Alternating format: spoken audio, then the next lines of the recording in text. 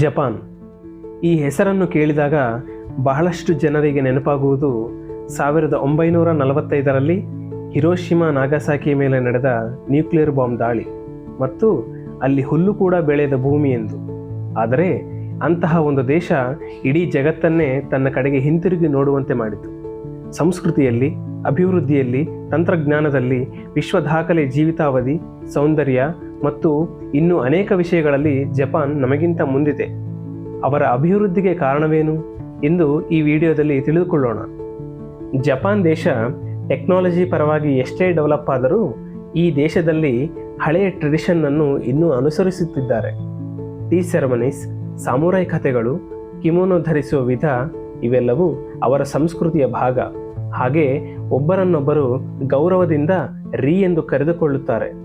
Cherry blossom festival ಅವರು ಪ್ರಕೃತಿಯನ್ನು ಹೇಗೆ ಪ್ರೀತಿಸುತ್ತಾರೋ ಎನ್ನುವುದರ ಸಾಕ್ಷಿ. ಜಪಾನ್ ಅಂದರೆ ಎಲ್ಲರಿಗೂ ಮೊದಲು ನೆನಪಾಗುವುದು ಅವರ ಟೆಕ್ನಾಲಜಿ. ಅವರ ಡಿಸಿಪ್ಲಿನ್, ಪಂಕ್ಚುಯಾಲಿಟಿ ಮತ್ತು ಆ್ಯಕ್ಯುರೇಸಿಗಳಿಂದ ಟೆಕ್ನಾಲಜಿ ಆ್ಯಂಡ್ ಇನ್ನೋವೇಷನ್ ಫೀಲ್ಡ್ನಲ್ಲಿ ಮಾದರಿಯಾಗಿದ್ದಾರೆ. ಇವರ ಆ್ಯಕ್ಯುರೇಸಿ ಮತ್ತು ಪಂಕ್ಚುಯಾಲಿಟಿ ಬಗ್ಗೆ ಒಂದು ಉದಾಹರಣೆ ಕೊಡಬೇಕು ಅಂದರೆ, ಶಿಂಕಾನ್ಸೆನ್ ಎಂದು ಕರೆಯುವ ಇವರ ಬುಲೆಟ್ ಟ್ರೈನ್ಸ್ 1 ಸೆಕೆಂಡ್ ಲೇಟ್ ಆದರೂ ಅಲ್ಲಿನ ಟ್ರೈನ್ ಆಪರೇಟರ್ ಜನರಿಗೆ ಸಾರಿ ಹೇಳುತ್ತಾರೆ. ಹಾಗೆ ಜಪಾನ್ ಅಂದರೆ ರೋಬೋಟ್ಗಳು ಸಹಜ. ಹಾಸ್ಪಿಟಲ್ಸ್, ಹೋಟೆಲ್ ಮತ್ತು ಹೌಸ್ ಹೋಲ್ಡ್ ಪರ್ಪಸ್ಗಳಿಗಾಗಿ ಯೂಸ್ ಮಾಡುವುದು ಕಾಮನ್. ಜಗತ್ತಿನ ಟಾಪ್ ಎಲೆಕ್ಟ್ರಾನಿಕ್ಸ್ ಕಂಪನಿಗಳು ಮತ್ತು ಆಟೋಮೊಬೈಲ್ ಕಂಪನಿಗಳು ಹುಟ್ಟಿದ ದೇಶ ಜಪಾನ್. ಜಪಾನ್ ದೇಶದವರು ಈಕೋ ಫ್ರೆಂಡ್ಲಿ ಟೆಕ್ನಾಲಜಿಯನ್ನು ಕೂಡ ಫಾಲೋ ಮಾಡುತ್ತಾರೆ.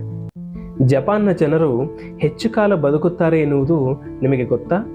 ಇಲ್ಲಿ ಹಲವಾರು ಜನರು 90-100 ವರ್ಷಗಳಿಗಿಂತ ಹೆಚ್ಚು ಕಾಲ ಹೆಲ್ದಿಯಾಗಿ ಬದುಕ್ತಾ ಇದ್ದಾರೆ. ಇವರ ಲೈಫ್ ಸ್ಟೈಲ್ ಡಿಸಿಪ್ಲಿನ್ನಿಂದ ಕೂಡಿರುತ್ತದೆ. ಪ್ರತಿದಿನವೂ ಯಾವುದಾದರೂ ಒಂದು ಫಿಸಿಕಲ್ ಆ್ಯಕ್ಟಿವಿಟಿನಲ್ಲಿ ಇನ್ವಾಲ್ವ್ ಆಗಿರುತ್ತಾರೆ. ಹಾಗೆ ಸರಿಯಾದ ಆಹಾರ ತೆಗೆದುಕೊಳ್ಳುತ್ತಾರೆ.